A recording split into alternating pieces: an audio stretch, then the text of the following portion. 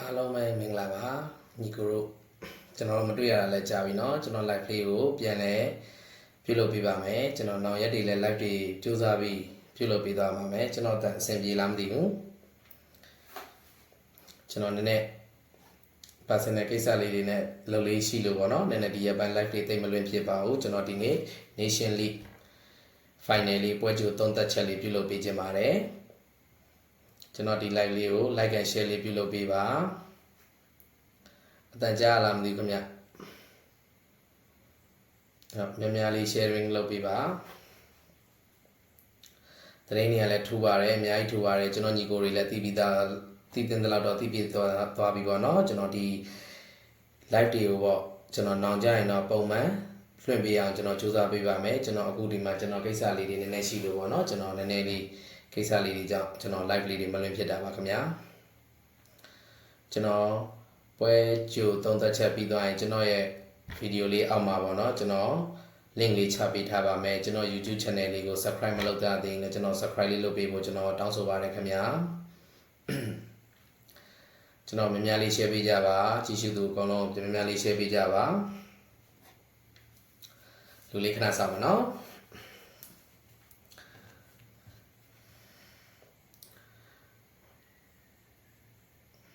အတန်ကြားလားမသိဘူးဟုတ်ကဲ့ဟုတ်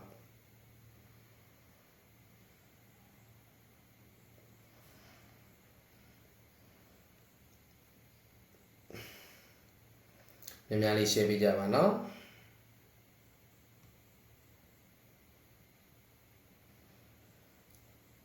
အတန်ကြားလားမသိဘူး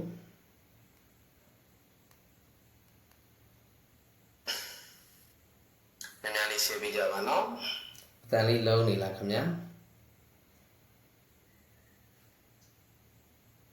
အတန်ကြားလားမသိဘူးဟုတ်ကဲ့များများလေး share ပေးကြပါခဏလေးကျွန်တော်တို့ live လေးစကြအောင်များများလေး share ပေးကြပါနော်အတန်လေးလုံးနေလားခင်ဗျာ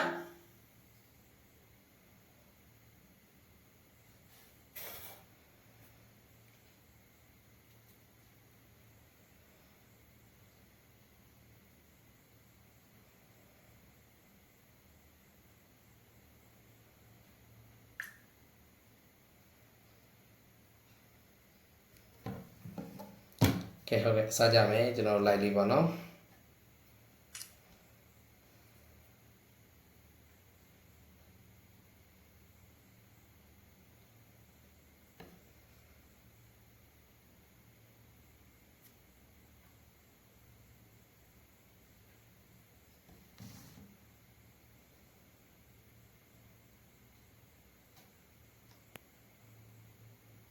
ဟုတ်ကဲ့ကိုဝေရန်ဦးရေကျေးဇူးပါကျွန်တော် live လေးကိုအမြဲတမ်းအားပေးတဲ့အတွက်ပေါ့နော်ကျွန်တော်တို့ဒီနေ့ပြောသွားမှာတော့ပေါ့နော် Nation League Final မနက်ဖြန်ညတနင်္ဂနွေနေ့ညတနင်္လာနေ့မနက်တနာရီခွဲမှာကန်သွားမယ်ပေါ်တူဂီနဲ့စပိန်အသင်းတို့ရဲ့ Nation League Final ပွဲရဲ့ပွဲကြိုသုံးသက်ချက်လေးကိုကျွန်တော်တို့သုံးသက်ဆွေးနွေးသွားကြပါမယ်ဗျာ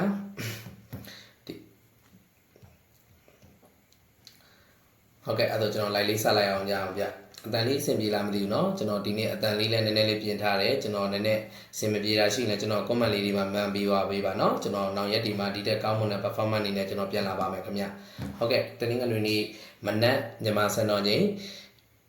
တနာရီ30အချိန်မှာ National League Final ပေါ်တူဂီအသင်းနဲ့ကျွန်တော်တို့စပိန်အသင်းဟာ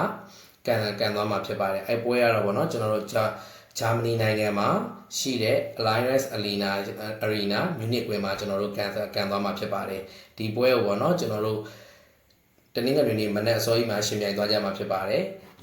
ပေါ်တူဂီအနေနဲ့ကျွန်တော်တို့ quarter final မှာဟုတ်ကဲ့ကြားလားမသိဘူးခဏလေးပါနော်ဟုတ်ကဲ့ကျွန်တော်များများလေး share ပေးကြပါခင်ဗျာပေါ်တူဂီအနေနဲ့ကျွန်တော်တို့ quarter final မှာဒိန်းမတ်အသင်းကိုအနိုင်ရရှိပြီးတော့ semi final တက်ရှိလာတာပေါ့နော် semi final အဆင့်မှာကျတော့ကျွန်တော်နာမည်ကြီး Italy တွေကို 5-4 နဲ့အနိုင်ရရှိပြီး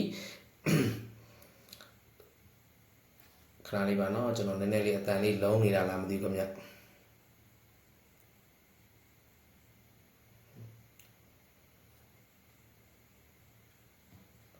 ဟုတ်ကဲ့ကျွန်တော်ပြန်စအောင်မနော်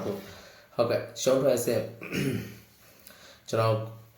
quarter final မှာကျွန်တော်တို့ပေါ်တူဂီအသင်းဟာဒိမတ်အသင်းကိုအနိုင်ရရှိပြီးတော့ semi final တက်ရှိလာပါတော့ semi final မှာကျွန်တော်တို့ပေါ်တူဂီအသင်းနာမည်ကြီးဂျာမနီကို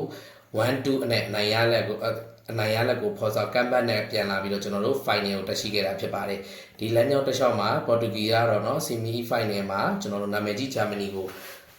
အနိုင်ရရှိခဲ့တာပေါ့နော်နာမည်ကြီးဂျာမနီကိုကမ်ဘတ်နဲ့ 1-2 နဲ့ရလက်နဲ့နိုင်ရရှိပြီးတော့ကျွန်တော်တို့ final ကိုတက်ရောက်လာတာပါတယ်နောက်စပိန်ကတော့ကျွန်တော်တို့ quarter final မှာကျွန်တော်တို့နယ်သာလန်အသင်းကိုအကျိတ်နဲ့ကစားပြီးပနတီမှာ 5-4 နဲ့ပေါ့နော် 5-4 နဲ့နိုင်ပြီးတော့ semi final တက်လာပါတယ် semi final မှာလည်းစပိန်အသင်းကနာမည်ကြီးပြင်သစ်အသင်းကိုတကယ်ပေါ့နော်အကျိတ်နဲ့ကစားသွားကြတာ 5-4 နဲ့ပေါ့နော် 5-4 နဲ့ကျွန်တော်တို့အနိုင်ရရှိပြီး final ကိုတက်လာတာပါအဲ့ပွဲကတော့ကျွန်တော်တို့တကယ်ပေါ့နော်ကောင်းမွန်တဲ့ performance တွေပြပြီးတကယ်မထင်မှတ်တဲ့ရလက်ပေါ့နော်5-4 4-9ဆိုတဲ့အနိုင်ရလက်ပေါ့နဲနော်ဂိုးရည်အတွက်မဟုတ်နှစ်သိန်းပေါင်း9-9တောင်ကျွန်တော်တို့တွေ့ရှိခဲ့ရပါတယ်ပရိသတ်တွေကိုလည်းကျွန်တော်တို့ညီကိုတွေကိုလည်းဘယ်လောက်တောင်ဖြောပြမှုပေးခဲ့လဲဆိုတာတော့ညီကိုတွေသိပါနော်အခု final တက်လာတဲ့ကျွန်တော်တို့နှစ်သိန်းရဲ့တွေ့ဆုံမှုကပေါ်တူဂီနဲ့စပိန်မှာနီးဆက်ဆုံးကျွန်တော်တို့တွေ့ဆုံမှုပေါ့နော်စပိန်ကတပွဲနိုင်တပွဲတည်ရရှိတာပါတယ်မနေ့ပြန်ပွဲမှာမနေ့ပြန်ညမှာလည်းကမ်မတ်ပွဲမှာစပိန်အသင်းအနေနဲ့ထပ်ပြီးတော့အနိုင်ရရှိသွားမလားဒါမှမဟုတ်ပဲနဲ့ကျွန်တော်တို့ပေါ်တူဂီအသင်းကအနိုင်ရရှိသွားမလားဆိုတာကိုကျွန်တော်တို့စောင့်ကြည့်ရမှာပါเนาะမနေ့ပြန် line နဲ့လေးတွေကျွန်တော်တို့သုံးသပ်ကြည့်အောင်ခင်ဗျာပေါ်တူဂီအသင်းကတော့ကျွန်တော်တို့ပြီးခဲ့တဲ့ပွဲမှာ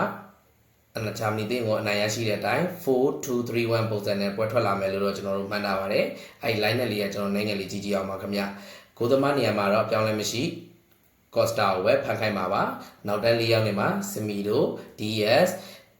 Esencio Mandis နဲ့ပွဲထွက်လာခဲ့ပါမယ်အဲ့၄ယောက်ကပြီးခဲ့တဲ့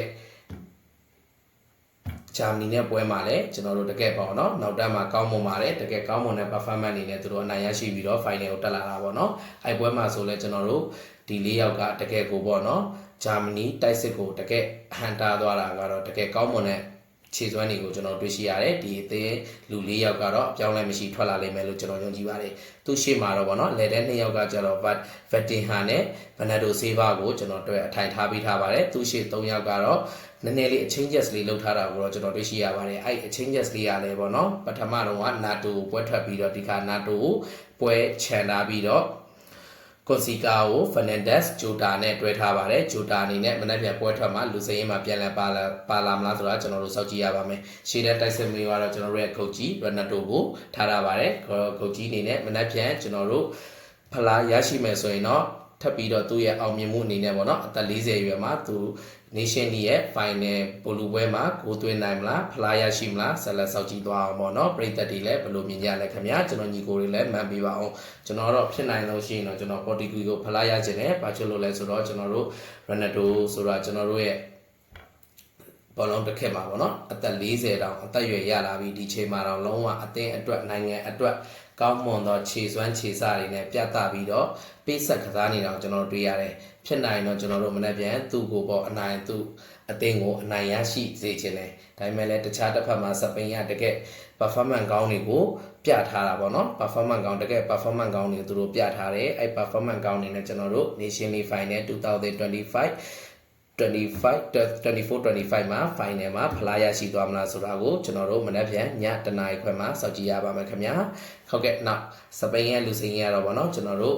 ပြင်သစ်ကိုနိုင်ရရှိခဲ့တဲ့အတိုင်းလူစင်နိုင်ပွဲထွက်လာမယ်လို့တော့ကျွန်တော်ယုံကြည်ပါတယ်ဖူမတ်ကလည်းအဲ့လိုပဲပြောထားတယ်နောက်တန်း4-3-3နဲ့သူ့အနေနဲ့ပွဲထွက်လာမှာမယ်တိုင်ကိုသမားနေရာမှာတော့ဆိုင်မွန်ပဲသူတို့ပွဲထွက်ခွင့်ပေးပါမယ်ဆိုင်မွန်ကလည်းပြင်သစ်နဲ့ပွဲမှာ၄ဂိုးပေးရတယ်ဆိုပေမဲ့တချို့တလေမှာတကယ်ကောင်းမွန်နေပေါ့နော်အမ်ဘပီတို့ကျွန်တော်တို့ဒမ်ဘီလီအလုံးတွေကိုတကယ်အမဖွဲလက်ဆွဲနဲ့ကျလို့လက်ဆွဲပြကားပွဲတွေ့ခဲ့အောင်ကျွန်တော်တို့ပြင်သစ်နဲ့ပွဲမှာတွေ့ရှိခဲ့ရပါတယ်เนาะကဲနောက်တန်း၄ယောက်အနေနဲ့ကူကူရေယာဟိုင်ဆန်လီနော်မတ်ပိုရိုနဲ့တွဲထွက်လာပါမယ်အဲ့၄ယောက်ကလည်းပြီးခဲ့တဲ့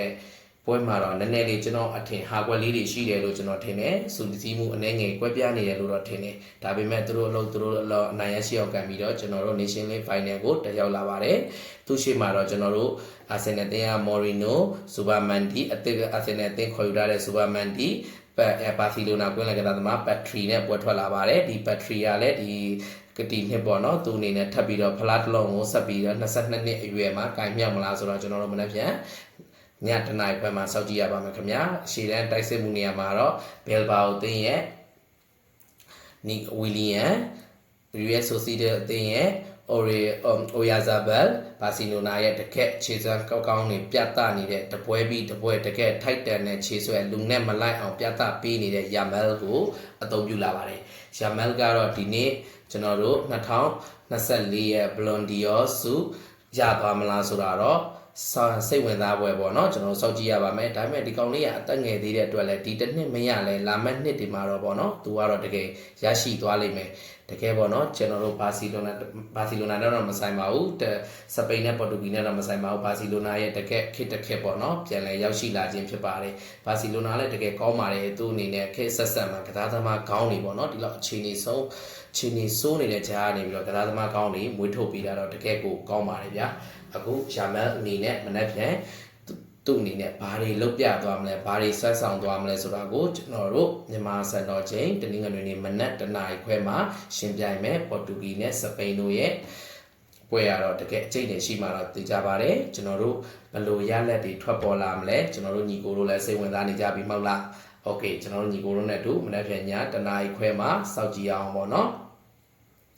ဒီပွဲကကျွန်တော်အထင်တော့ကျွန်တော်ပြီးတော့ပွဲပြီး30ချက်ပြီးတာနဲ့ကျွန်တော်နိုင်ဖို့ percentage ကျွန်တော်ပြောပြခဲ့ပါမယ်ကျွန်တော်ဒီနောက်ပိုင်းပွဲတွေကျွန်တော်မှန်းပေးခဲ့တဲ့အချိန်မှာကျွန်တော် Champion League Final တော့ကျွန်တော်လွဲသွားပါတယ် Champion League Final ကကျွန်တော် Inter Milan ကိုအနိုင်ရဖို့ဆွဲမယ်လို့ကျွန်တော်မှန်းထားပြီးတော့ Inter Milan က PSG အသင်းကိုတကက် Champion League သမိုင်းတစ်လျှောက်ကိုမရှိတာခဏလေးเนาะကျွန်တော်မှားမှာဆိုလို့ပါเนาะ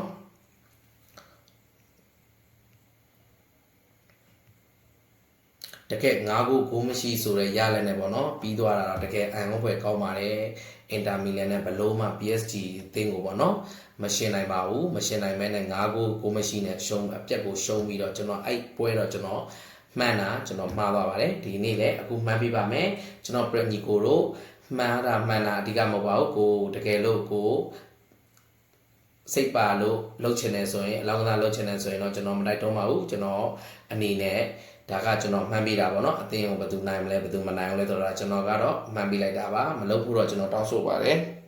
ဟုတ်ကဲ့အတန်လေးအဆင်ပြေလားမသိဘူးနော်မလုပ်ဘူးတော့ကျွန်တော်တောင်းဆိုပါတယ်ဒီပွဲရောရလက်ကဘယ်လိုထွက်မလဲဆိုတော့ကျွန်တော်မနေ့ပြန်ညမှာစောင့်ကြည့်သွားအောင်ဗျာဒီပွဲရတော့ကျွန်တော်စပိန်နိုင်မှုရာဂိုင်နှုန်းများပါတယ်စပိန်အနေနဲ့ပေါ်တူဂီအသင်းကိုနှစ်ချိန်ထပ်ပြီးတော့အနိုင်ရရှိပြီးတော့ပိုဆဲသွားမလားဒါမှမဟုတ်ပေါ်တူဂီအသင်းကစပိန်အသင်းကိုအနိုင်ရရှိပြီးတော့2024ရဲ့ Nation League ဖလားရရှိသွားမလားဆိုတာကိုမြန်မြန်ပြန်ကျွန်တော်တို့စောင့်ကြည့်ကြအောင်ခင်ဗျာကျွန်တော်ဟုတ်ကဲ့ပွဲကြိုလေး30ချက်ပြီးပြီဆိုတော့ကျွန်တော်တို့ percentage လေးကျွန်တော်ဘယ်တင်းဘယ်လိုနိုင်မလဲဆိုတော့ကျွန်တော်အနေနဲ့ခန့်မှန်းကြည့်တာတော့ကျွန်တော်စပိန်အသင်းကိုကျွန်တော်အနိုင်ရရှိဖို့55ရာခိုင်နှုန်းပေးပြီးတော့တည်ကြဖို့30ပေးပါတယ်ပေါ်တူဂီအသင်းအနိုင်ရရှိဖို့တော့ကျွန်တော်15ရာခိုင်နှုန်း15ရာခိုင်နှုန်းပဲပေးပါတယ်ခင်ဗျဒါပေမဲ့လည်းဘယ်လိုရလဲဖြစ်နေပါသေးကျွန်တော်အနေနဲ့တော့ကျွန်တော်အားပေးတဲ့အသင်းပေါ်တူဂီကိုတော့ရသေးချင်ပါတယ်ဒါပေမဲ့စပိန်အသင်းရဲ့ performance တွေကတက်လာတဲ့ပြိုင်ပွဲပြီးခဲ့တဲ့ final မတိုင်ခင်ကန်ခဲ့တဲ့ပြင်သစ်အသင်းနဲ့ပွဲမှာဆိုတကယ်ကိုပေါ့နော်ကောင်းမွန်တဲ့တိုက်စစ်တွေကောင်းမွန်တဲ့ကစားပုံတွေနဲ့အနိုင်ရဲ့ကြော်ဖြတ်ပြီးတော့ final တက်လာတယ်ထိုနည်းလက်ကအတူပေါ်တူဂီအသင်းကလည်းဂျာမနီအသင်းကိုကမ်ဘတ်အနေနဲ့ final ကိုတက်လာတာပေါ့နော် 1-0 နဲ့ရှုံးပြီး 2-1 နဲ့အနိုင်ရရှိပြီး final ကိုတက်လာတဲ့အတွက်နှစ်သင်းလုံးကအကျိတ်နဲ့ရှိမှသိကြပါပဲကျွန်တော်အနေနဲ့မှန်တာမှားကောင်းလဲမှားနိုင်တယ်မှန်လဲမှန်နိုင်တယ်ပေါ့နော်တိတ်တော့မလုပ်ပါနဲ့ကျွန်တော် YouTube channel လေးကို subscribe မလုပ်ရသေးရင် subscribe လေးလုပ်ပေးပါကျွန်တော် YouTube channel လေးမှာလည်း live တွေမှုစူးစမ်းနေပါတယ်နောက်နေ့ကျရင်ကျွန်တော်အခန်းလေးတည်တံ့လေးနဲ့ကျွန်တော်ပြန်လာခဲ့ပါမယ်အခုကျွန်တော်ဟိုရက်တည်းက live မလွှင့်တာတော့ကျွန်တော်လည်းကိစ္စလေးနည်းနည်းရှိလို့ပေါ့နော်ကျွန်တော်အဲ့ဒါလေးတွေလုပ်နေလို့ပေါ့နော်ဟုတ်ကဲ့အားလုံးလည်းကျေးဇူးတင်ပါတယ်ကျွန်တော်ကိုသူရပါနောက်နေ့ live တွေမှာကျွန်တော်တို့ဆက်လက်ဆုံးတွေ့ကြပါမယ်လို့ပြောရင်ကျွန်တော်ဒီမှာပဲညီကုန်းချုပ်ပါတယ်ကျေးဇူးတင်ပါတယ်ပရိသတ်တယောက်ချင်းစီကိုနောက်နေ့ live တွေမှာပြန်လည်တွေ့ကြရမယ်ခင်ဗျာ